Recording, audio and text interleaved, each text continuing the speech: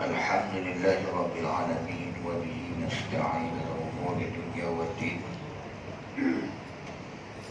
الصلاة والسلام على سيد المرسلين سيدنا محمد الأمين وعلى آله وصحبه أجمعين. سبحانك لا علم لنا إلا ما علمتنا إنك أنت العليم الحكيم. رب اشرح لي صدري ويسر لي أمري واحلل عقدة من لساني يفقهوا قولي. ولا حول ولا قوة إلا بالله العلي العظيم. أما بعد. Seluruh kuasa surau dan sidang jemaah muslimin, mukminin, para tetamu Allah yang dirahmati Allah sekalian. Alhamdulillah pada malam ini dapat kita dipertemukan. Kebetulan tidak ada kuliah pada malam ini. Tuan-tuan yang dirahmati Allah sekalian, dalam Al-Quran surah Ali Imran ada satu ayat 159 dan 159 Allah SWT berfirman, "Fabima rahmatin minallah linta lahu walau kunta fadlan ghalilan qalb lan fadu min hawlik fa'fu anhum wastaghfir lahum wa syawirhum fil amr wa idza azamta fatawakkal 'ala Allah innallaha yuhibbul mutawakkilin." Sadaqallahul azim. Dengan sebab rahmat daripada Allah, kamu berlembut dengan mereka. Dan jika engkau keras terhadap mereka, sudah pasti mereka akan lari daripada engkau. Maafkanlah kesalahan mereka, mohonlah keampunan di atas dosa-dosa mereka, dan bermesyuaratlah dengan mereka.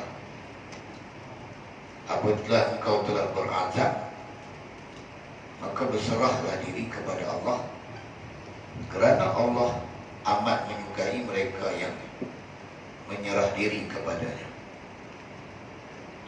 Tuan-tuan sekalian, ayat ini turun setelah berlakunya peperangan Uhud.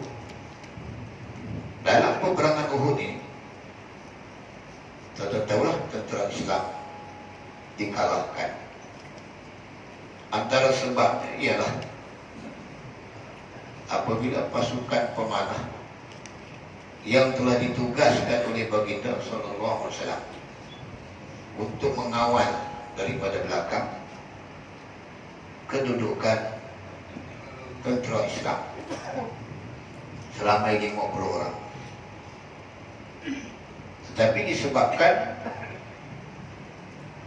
disangka bahawa peperangan itu telah tamat dan kegairahan mereka untuk mengutip ghanimah, rampasan perang, akhirnya mereka turun. Tinggallah beberapa orang yang tuan-tuan pun tahu. Akhirnya datang Khalid Al-Walid daripada belakang dan menguasai tempat yang strategik tersebut. Dan akhirnya berlakulah apa yang telah berlaku. Rasulullah SAW dicedera, ramai di kalangan sahabat yang syahid. Jadi apa yang berlaku ini, tuan-tuan, sangat menduka citakan baginda sallallahu alaihi wasallam dan umat Islam secara keseluruhan. Kalah perang, tuan-tuan, bukan kalah bola, mengakibatkan kehilangan nyawa. Muncullah berlaku selepas itu, dikatakan musyrikin Quraisy apabila mereka merayakan kemenangan, dalam pertengahan perjalanan mereka berusaha untuk kembali balik. Mereka berpendapat kalau boleh terus kita lenyapkan Muhammad dan Muslimin dan kita menawan semula kota Madinah. Itu yang diarahkan oleh Allah selepas itu. Mana-mana tentera Islam yang terlibat dengan peperangan kembali semula. Jangan terus meletakkan senjata. Dan bayangkan dalam keadaan kalah, dalam keadaan luka parah, dalam keadaan menangisi kalangan sahabat-sahabat yang syahid. Antara yang paling mendukacitakan ialah gugurnya bapa saudara baginda SAW, Sayyidina Hamzah bin Abdul Muttalib. Itu boleh bayang gambarkan keadaan ketika itu bagaimana tertekannya Rasulullah SAW dan para sahabat dengan apa yang berlaku. Arahan Allah kejar semula musuh, yang menyebabkan akhirnya musuh terus balik ke Mekah. Karena mereka tak berani bertemu dengan tentera Islam. Dikatakan ibarat bertemu dengan harimau yang luka, singa yang cedera, dia lebih bahaya. Jadi cuba kita nilai balik ayat yang Allah Ta'ala turunkan tadi. Fabima rahmatin minallah, dengan sebab rahmat daripada Allah. Islam ni tuan-tuan agama yang penuh dengan rahmat. Rahmat ni luas. Penyelesaian kepada segala permasalahan manusia itu juga rahmat. Jadi bagaimana untuk menghadapi suasana ketika itu? Maka Allah tersebut dengan sebab rahmat Allah lah. Kamu akhirnya wahai Muhammad, lintalahum, kamu berlembut dengan mereka, para sahabat tadi. Terutama mereka-mereka yang telah silap, mereka yang tidak mendengar arahan, mereka yang menjadi punca kepada kekalahan tentera Islam dan beberapa sahabat yang syahid. Dan Allah Ta'ala sebut dengan sebab rahmat Allah ini, dengan Islam yang ada pada kamu berlaku lembut kepada mereka. Dan Allah Ta'ala sebut ini, kalaulah lakunta fadlan ghalidhal qalb, walakunta fadlan ghalidhal qalb, kalau kamu keras hati, kalau kamu tegas keras kepada mereka, lan fawdu min hawlik, nescaya akan ramai di kalangan mereka akan lari kepada kamu. Sahabat-sahabat tak boleh terima. Kemudian Allah Ta'ala sambung lagi, fa'fu anhum, maafkan mereka. Apa Allah Ta'ala rahmat ni tadi. Wastaghfir lahum, mohon keampunan di atas dosa-dosa mereka. Dan teruskan, wasyawirhum fil amr, berbincang dengan mereka para sahabat, bermesyuarat. Cuma tuan-tuan, ayat selepas itu, jadi yang dibahas oleh para mufassirin, wa idza azamta, Allah Ta'ala tak sebut wa idza azamtum, bukan untuk orang Islam, tak, ini untuk seorang. Jikalau engkau telah berazam, fatawakkal ala Allah, kamu kena berserah kepada Allah. Jadi kesimpulan daripada ayat ini, tafsiran daripada ayat ini tuan-tuan, cukup banyak. Jadi kita sebut yang ujung tu, tapi kita ambil yang awal tadi. Pertama, dengan sebab rahmat, dengan sebab Islam inilah memberi jawapan kepada permasalahan yang timbul. Kalau berlaku keadaan seperti itu, Apa jawapannya? Kita ni boleh baca lah, tapi kalau berlaku, dah ada berlaku depan mata kita, suasana macam tu, apa yang mesti kita lakukan? Adakah kita nak hukum mereka-mereka yang telah melakukan kesilapan? Sebab punca mereka. Tapi kita lihat Allah SWT suruh Rasulullah SAW memaafkan mereka, mohon keampunan di atas dosa mereka, dan terus berbincang, bermusyarat. Maknanya jangan ketepikan mereka. Walaupun ada ayat lain di ujung nanti, ayat ujung, bagaimana Allah Ta'ala sebut, ada di kalangan kamu yang nak akan wa minkum man yuridid dunya wa minkum man yuridul akhirah. Ada di kalangan kamu yang nak dunia, di kalangan kamu nak akhirat. Itu pembahasan lain. Ini cerita tentang sifat manusia. Sahabat sendiri pun tuan-tuan ada nafsu, ada keinginan. Dia datang ke gairahan tu, benda dunia ni. Jangan kita kata bila kita tolak dunia ni macam kita tak nak langsung kepada dunia. Dunia tidak ada dalam hati kita, kita nak sebut boleh, tapi bagaimana nak amal dalam kehidupan kita? Dunia ni adalah indah, hiasan, sebab diisi dengan benda-benda yang kita suka. Allah Ta'ala bagi jadi benda-benda yang kita suka. Ghanimah, memang kita suka. Harta, siapa tak suka? Apakah salah ghanimah itu? Tak salah. Tak salah. Ada di kalangan sahabat yang kaya seperti Sa'ad bin Abi Waqqas, kerana banyak berperang, mengepalai tentera-tentera Islam dalam peperangan. Banyak ghanimah yang dia dapat. Dan manusia suka dengan benda-benda seperti itu. Itu yang menjadikan sahabat, dia tahu sahabat-sahabat yang sedang mengejar musuh dan memungut ghanimah ini, ghanimah tu dia tetap akan dibahagikan. Bukan yang kejar tu saja dapat, yang duduk menunggu tak dapat. Dia akan dikumpulkan, barulah Rasulullah akan membahagi-bahagikan. Tapi sifat manusia, fitrah manusia tuan-tuan, dia seronok gairah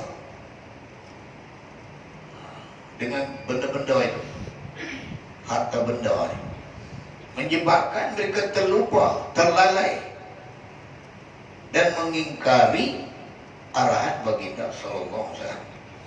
Katakan jangan turun, apa berlaku jangan turun, sehingga datang arahan.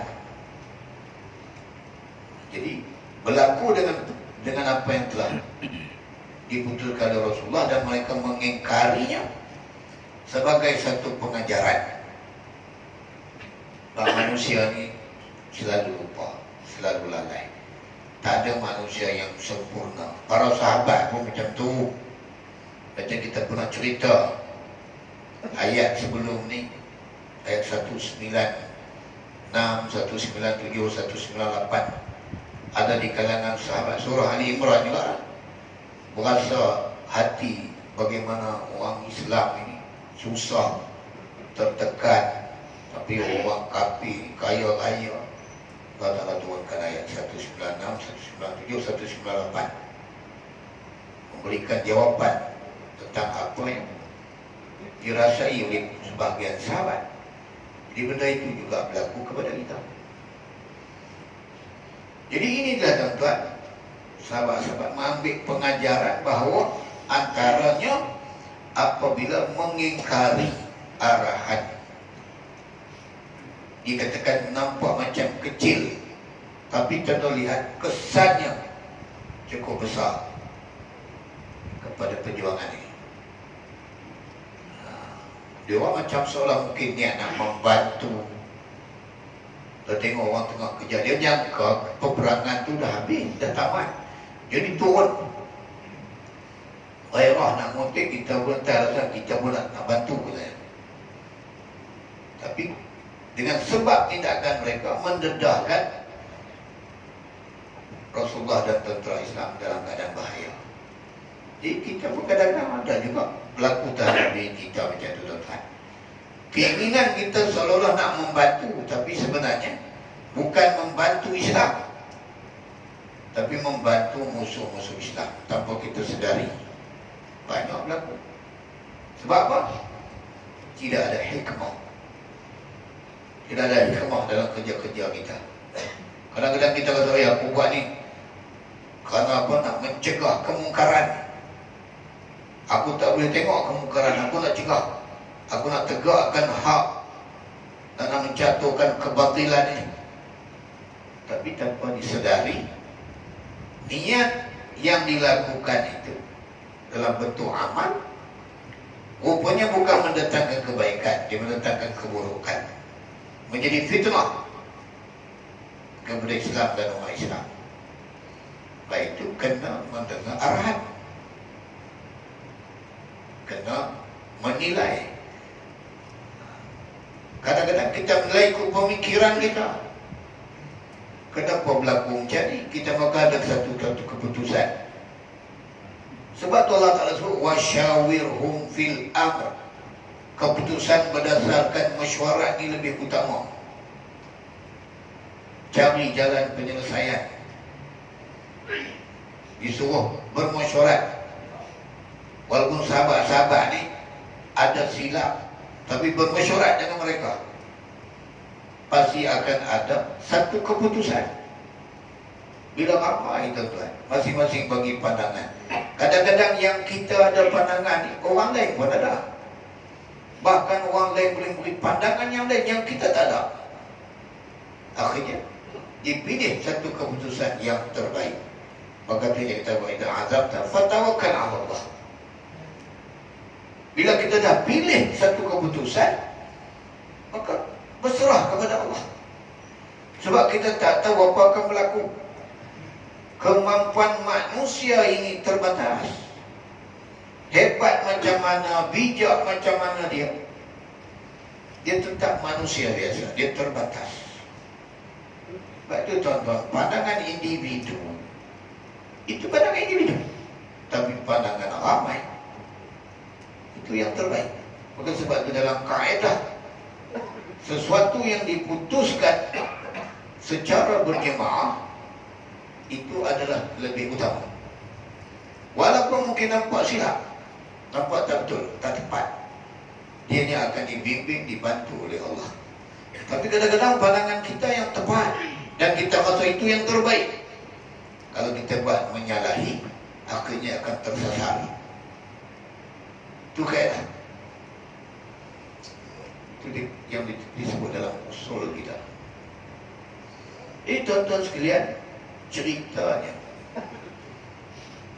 Sehingga Allah Subhanahu wa ta'ala menyuruh Rasulullah SAW memaafkan mereka. Tak boleh.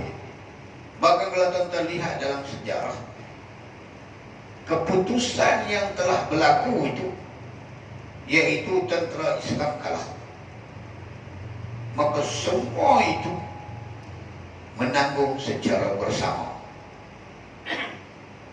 Lepas itu tak dibenarkan mencela. Tak timbul tuan-tuan, aku kata dah, kamu tak ada, saling jaga menyalah, tak ada. Terima. Yang untuk menyalah, mempeleceh, golongan munafik yang sebelum tu dah menarik diri. 300 orang tu dah tarik diri.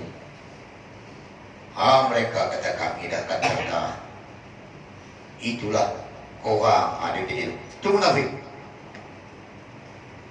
Kalau ada di kalangan kita itu, kita ada sifat munafik. Sifat tu kata, aku dah kata, dah lama dah aku dah kata. Orang tak tahu sekarang. Aku kata lama dah. Orang munafik. Orang munafik dia akan cakap macam tu. Tapi tentera-tentera Islam yang dibimbing oleh Rasulullah ni, bila turun ayat ni, Mereka semua sepakat dan disuruh menanggung apa saja secara bersama. Sebab itu arahan kedua keluar untuk mengejar musuh yang terlibat saja. Yang tak terlibat tak dibenarkan. Sama ada munafik tak? Sebab apa kalau munafik dia masuk tuan-tuan, dia akan ambil mileage, orang kata dia, keuntungan dari segi politik dia, keuntungan dari segi propaganda yang dia nak buat. Tengok, kami keluar kali kedua ni baru betul. Yang pertama itu tak betul. Sebab tu arah Rasulullah SAW, jangan keluar. Yang terlibat, sebab ini yang menanggung, ini yang tahu risiko, ini yang sudah berada di lapangan, bukan yang melihat dari jauh. Dia nak ambil keuntungan di ujung. Dia ada kepentingan dia di situ. Kalau mungkin juga ada yang ikhlas, juga tak dibenarkan. Takut menyelit-nyelit di celah-celah itu golongan yang berkepentingan. Yang cedera dipapah, bawa sekali. Yang penting yang terlibat. Jadi ini bermakna tuan-tuan, yang terlibat dalam peperangan ketika itu sama juga yang terlibat dalam perjuangan sepanjang zaman. Sebab tu kita kena mengambil pandangan tentang perjuangan orang yang berjuang. Dia bukan macam main bola. Main bola lain. Contoh nak ambil pemulas bola, kadang-kadang dia tak pernah main bola. Dia profesor bola. Dia boleh memulas bola lebih cantik daripada jurulatih bola, bahkan lebih cantik daripada pemain bola. Sebab dia ulas dengan apa yang dia lihat. Itu bola boleh. Dalam perjuangan tak boleh. Dalam perjuangan ini mesti yang terlibat. Sebab dia tahu. Yang hanya tengok dari jauh, yang tengok daripada celah-celah kita, yang melihat daripada dalam maktabah pejabat, kita boleh dengar gitu kan. Sebab dia tidak pernah turun di lapangan, dia tak tahu. Kadang-kadang apa yang mereka lihat dan mereka ulas itu bukan membantu perjuangan, bahkan memberikan kerosakan, fitnah. Ini yang berlaku. Walaupun semua bercakap, kita semua boleh cakap, kita ada pandangan, okey, kamu boleh bercakap, tapi kamu tidak bercakap di alam realiti. Bahawa kamu tak tahu. Tuan-tuan, perkara-perkara yang kita boleh ambil daripada apa yang berlaku di dalam ayat ini dan cerita tentang peperangan Uhud. Begitu juga apabila ada azamta fatawakkal 'ala Allah. Dia bagi dah mufrad, tak bagi wa idza azamtum. Yang awal tadi, wasyawirhum fil amri, berbincang dengan mereka, tapi keputusan bincang, maknanya usaha. Usaha untuk mencari yang terbaik. Mana disuruh di situ cuba menyatukan pemikiran, tapi keputusan akhirnya satu. Dan jikalau kamu sudah berazam dan yakin itu keputusan terbaik, kata Allah, kamu serah kepada Allah. Siru ala barakatillah. Betul. Kalau tak diturunkan ayat ini tuan-tuan, tak dibawa dalam bentuk seperti itu, berlaku percanggahan dalam keadaan seperti itu. Pencanggahan. Betul, bincang ini berbagai pendapat, tapi keputusan mesti satu. Dihimpunkan semua pandangan-pandangan tadi, dinilai cari yang terbaik, maka ikut. Itu yang terbaik. Dia ambil satu keputusan.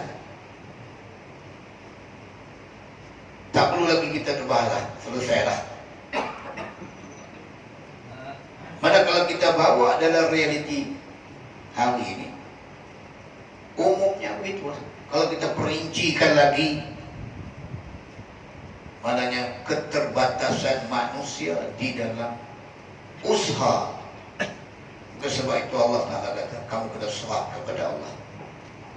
Mungkin kamu lihat dan kamu rasa apa yang kamu cuba buat ini adalah suatu yang baik.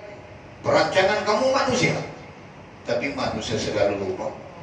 Ada satu lagi perancangan Allah. Perancangan kita, perancangan musuh, dan perancangan Allah.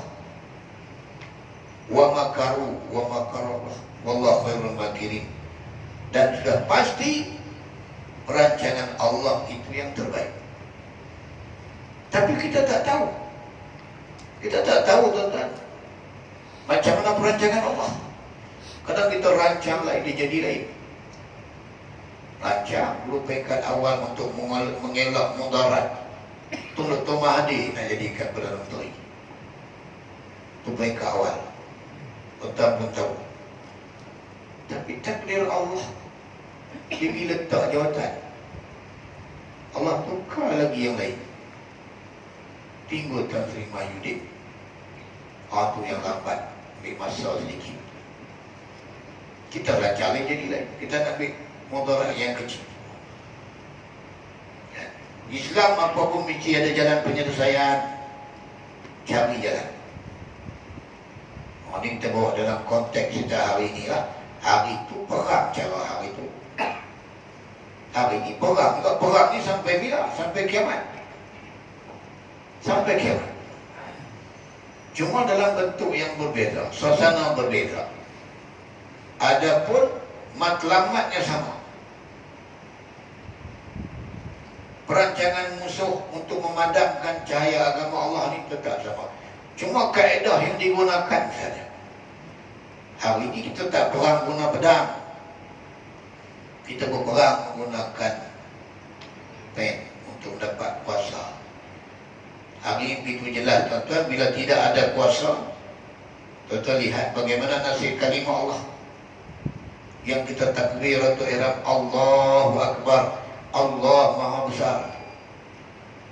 Yang kita takbir raya, membesarkan Allah. Lepas solat, Pak Syarif kita takbir, Allahu Akbar, membesarkan Allah.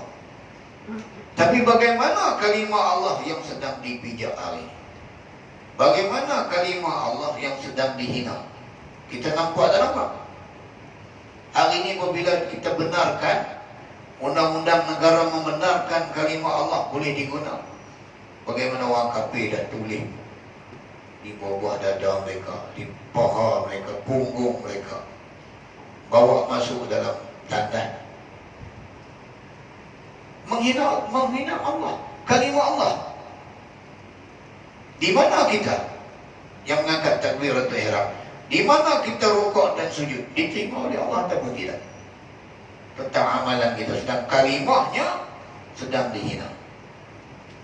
Begitu juga elemen jenayah syariah yang kita nak perkasakan.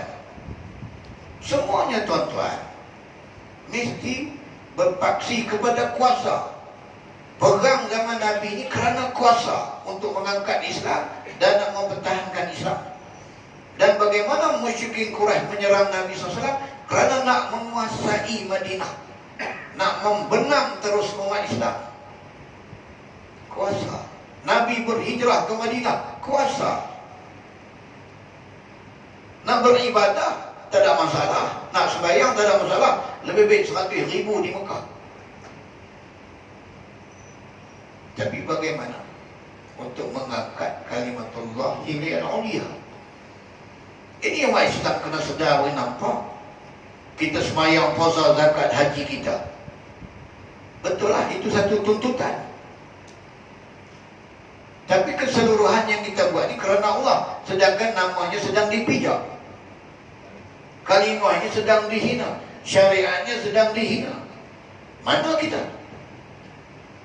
Maka sebab itu kita kena berusaha mencari kuasa.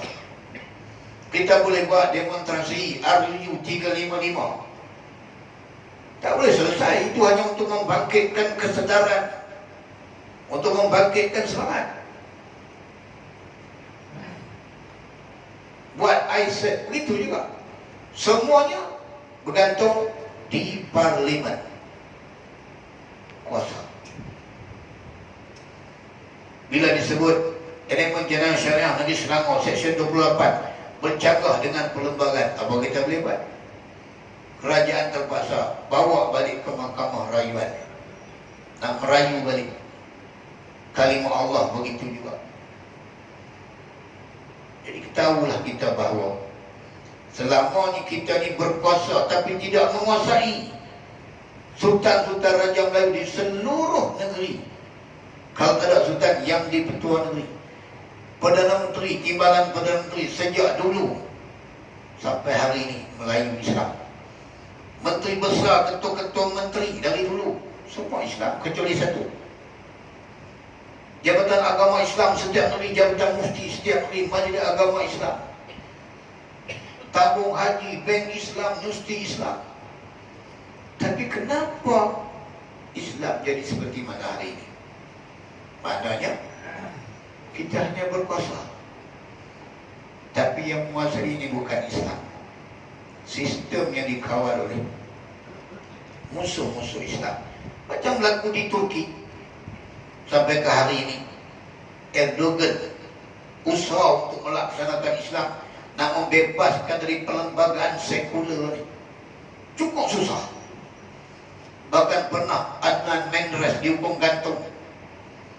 Perdana Menteri berusaha untuk mengangkat Islam, mengubah, dituduh atas isu cuba mengislamisasikan perlembagaan, dihukum gantung dan bahkan mendengkam di dalam penjara sehingga akhirnya keluar masuk dan meninggal begitu. Nampak sistem yang ditinggalkan oleh musuh dan dikawal oleh mereka. Sebab itu kita nak tukar sistem ini melalui apa? 2/3 2/3 di dalam parlimen. Sebab itu kita peranan yang dibuat oleh Tuan Guru kita nak menyatukan semua parti-parti Melayu Islam. Itu hasrat kita dan itu yang dibincangkan. Musuh Islam menghidup. Dia katakan benarkan kita nak wujudkan sebuah negara yang berpaksi pada kuasa teras Melayu Islam. Kalau kita dapat 2/3, kita nak tambah kawasan parlimen. Tambun jadi 2. Bila ada 100,000 lebih pengundi, dia 2 parlimen. Dia 50 ke 60,000 satu parlimen. 4 dia Melayu Islam majoriti. Cara bagaimana kita nak itu baru tambun. Belum lagi Kelantan, Terengganu, Kedah. Lepas itu mereka usaha untuk menggagalkan usaha. Mereka tahu. Jadi kita kata kita nak menyatukan. Usahalah buat macam-macam. Tapi dia tahu kalau tak boleh, kita adab tak, bertawakkal ala Allah. Kita usaha, kita tak pula perancangan Allah macam mana. Itu perancangan kita. Kita nak mengawal pendatang asing, mendapat warga negara yang duduk sini. Sultan Perak pun dah bising. Ramai orang asing duduk menetap dalam negara. Ada peluang mereka akan masuk untuk menjadi warga negara. Itu yang KDN nak putuskan IC di elektronik untuk kesan balik. Itu gelabah. Puan-puan ni gelabah. Dia tahu. Kita boleh kesan. Itu masuk juga kita nak mengangkat Mahkamah Syariah RU 355 supaya Mahkamah Syariah setanding dengan Mahkamah Sivil. Ini untuk orang Islam, untuk menjaga komuniti kita. Tak ada kena-kena orang bukan Islam, dia tak perlu masuk campur. Tapi dia akan usaha untuk menghalangnya. Kerana apa? Mereka juga ada cita-cita. Cita-cita mereka adalah bagaimana untuk menguasai negara ini. Sebab mereka berjaya melakukan di Indonesia pahaman liberal ni. Dia menyerang seperti serangan pemikiran yang tak serang guna senjata. Satu rumah dua agama, berkahwin berbeza agama. Sebab Tuhan satu Allah. Spanyol dah hancur lama lah. Ini di Andalus, tapi di rantau Asia 6 kuasa Melayu Islam habis. Campak, Patani, Aceh, Singapura, Mindanao, Pulau Pinang, Timur yang ada di Semenanjung, Sabah, Sarawak, Wabira. Ini yang target mereka. Tuan-tuan, musuh-musuh Islam di cerdik. Dia tengok daripada rukun Kaabah, rukun Yamani, dia hancurkan Yaman, lagakan Saudi dengan Yaman atas nama mazhab. Betulan Yaman ni bermazhab Syiah Zaidiyah, sah belaga. Rukun Iraqi hancur, perang Teluk habis. Hari ini balah menjatuhkan Saddam tu mudarat, tapi menjatuhkan Saddam datang mudarat lagi besar. Dilagakan Sunni dan Syiah. Rukun Syam, wilayah Syam, Syria hancur lagi. Tinggal satu ni, Rukun Hajarul Aswad. Dia menghala ke sini. Maka rantau ini juga menjadi sasaran mereka. Kita umat Islam tak nampak. Sebab apa? Umat Islam hanya nampak Islam itu dalam bentuk ibadah. Bayang, puasa, zakat, baca Quran, haji, umrah, zikrullah. Dia tak faham politik. Karena penjajah dan berjaya tanam dalam pemikiran kita. Dalam Islam tidak ada politik. Bila kita tak faham politik, buta politik, mereka menggunakan kuasa politik untuk menguasai kita, untuk menghancurkan akidah umat melalui pahaman liberal, melalui menggunakan parti-parti politik. Di belakang tabir ada tangan-tangan ghaib, digunakan parti-parti politik tentu. Isu ditimbulkan, isu ni. Isu itu untuk mengelirukan kita, tapi matlamatnya macam mana nak menghancurkan akidah umat. Itu kita kena faham politik. Jadi ada di kalangan kita tak minat. Dia bukan persoalan minat. Ada ustaz-ustaz jumpa saya, kata, "No Syekh, anda bukan tak nak cakap politik, anda tak minat." Kata dia bukan persoalan minat, persoalan wajib. Takkanlah ketika mana Islam sedang dipijak, kita boleh senyum gelak. Kena nampak. Ini yang telah berlaku. Abdullah bin Mubarak, dia ulama hadis yang terkenal pada zaman Harun al-Rashid. Kawannya Fudail bin Iyad, juga ulama besar dalam tasawuf. Ketika tentera negara Islam sedang berkawan daripada serangan Tatar, Abdullah bin Mubarak bersama dengan tentera-tentera Islam riba untuk menjaga wilayah Islam. Tiba-tiba dia dapat tahu Fudail bin Iyad sedang beribadah, melakukan ibadah umrah di Mekah. Dia hantar surat, tegur, "Ya abidal haramain," walau hamba yang sedang beribadah di tanah haram, "Lau absartana la'alimna annaka bil ibadati tal'abu." Kalau kamu lihat keadaan kami, kamu akan tahu kamu hanya bermain-main dengan ibadah, kata dia. Wa in qadduka bidumu'i wa in kana qadduka bidumu'i fanuhuruna bidima'ina tataqaddamu. Kalau pipi kamu basah dengan air mata menangisi dosa, mengingati kebesaran Allah, leher kami basah dengan darah. Nak pertahankan Islam. Wa in kana tal'abu khaybuka fi batilin fa khuyuluna bidima'ina yawma dhabihati tat'ab.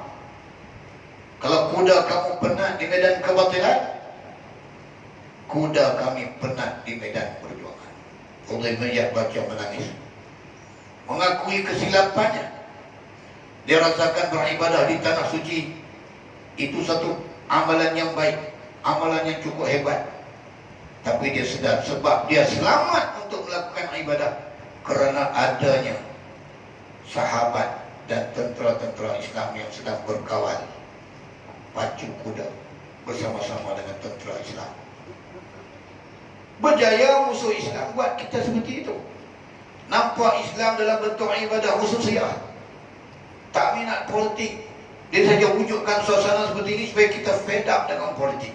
Akhirnya dia menguti hasil. Dia berjaya memecahkan perpaduan parti-parti Melayu Islam, kerana dia nak menggagalkan untuk kita mendapat 2/3. Dia cari yang masalah kluster mahkamah. Dia puncaknya kluster mahkamah. Dia bawa habis semua. Itu yang puncak. Sebelum tu okey, bila dia dapati bersalah, itu yang puncak. Pak musuh Islam dia pandai cari siapa yang boleh digunakan untuk menghancurkan perpaduan ini. Lepas tu kita kata bersatu dulu untuk dapatkan 2/3. Selepas tu dah dapat kita laksanakan untuk menjamin kuasa teras Melayu Islam, kita nak bergaduh semula, silakan. Dah kita tak boleh terima parti ni, kita tak boleh terima, silakan bergaduh. Biar bergaduh kita menguntungkan kita. Orang bukan Islam dia bergaduh tapi menguntungkan komuniti dia. Kita nak kawan tak erti, nak bergaduh pun tak pandai. Nak kawan tu susah. Bergaduh pun tidak ada seni. Merosakkan dan memusnahkan, merugikan, tidak menguntungkan umat Islam. Tentu yang dirahmati oleh Allah sekalian. Dia dah baru naik dia 5 lah, tapi masa dah habis. Kuat zakat tu kena 1,000 dah badan. Terus sebagai sekolah. Bapa kalau cerita banyak-banyak apa dah macam tu juga. Cukup lah, sikit-sikit. Bila pecah rengkong ada, kitab dia dah hancur. Kita ni bawa ya. Wallahualam, minta maaf jika ada terkasar bahasa itu sebagai satu peringatan. Kalau tuan-tuan rasa tak kenal salah, tegur kemudian. Tuan-tuan IQ silakan. Dia cakap berdasar fakta. Betul tak betul yang saya cakap? Kuasa tu kita nak. Sebab kuasa lah yang nak jaga akidah umat. Kuasa lah nak jaga syariat Islam ni. Bukti hari ini, kalimah Allah sedang dihina, kalimah Allah sedang dipijak, syariat Islam diketepikan. Apa yang kita mampu buat? Dan kita ada sultan, perdana menteri, menteri besar, jabatan agama, jabatan mufti, semua ada institusi untuk jaga Islam. Tapi semuanya tak mampu sebab tak ada kuasa. Berkuasa tapi tidak menguasai, itu bahasa. Wallahualam sekadar. Mungkin ada berulang-ulang, kena ulang juga, benda ni kena ulang. Sebab tengok dia macam tu juga, kena ulang lagi. Quran ayatnya berulang, yang mengingatkan kita semasa demi semasa. Jadi simpulannya tuan-tuan, kita ada usaha. Akhirnya apa? Tawakal Allah. Ya Allah. Mursyidul Am kata, kalau diberi pilih, kita akan pilih yang kurang mudarat. Itu kaedah dalam Islam. Serah kepada Allah. Adalah jalan yang dia tunjukkan kepada kita, insya-Allah. Kita doa. Penting kita berdoa ke Islam selamat, umat Islam selamat. Yang lebih penting kita istiqamah dan faham perjuangan yang kita lakukan ini. Kita buat ni bukan kerja main-main, tuan-tuan. Nak mempertahankan akidah dan syariat Islam. Tapi ingat jalan dia macam mana? Wallahualam. A'udzubillahi minasyaitonir rajim. Bismillahirrahmanirrahim. Alhamdulillah wassalatu wassalamu ala Rasulillah wa ala alihi wa man tabi'ahu wa nasarahu wa wala. Allah faqihna fid din wa 'allimna ta'wil.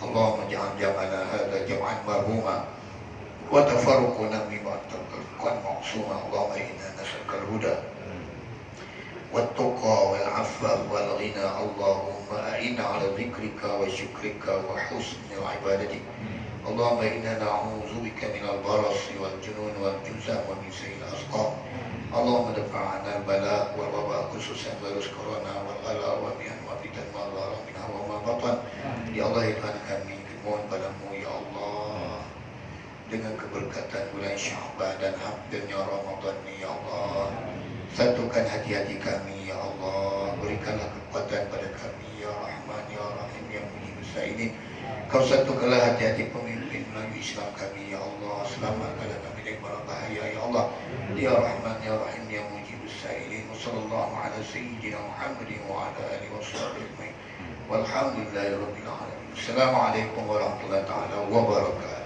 Assalam. Takbir!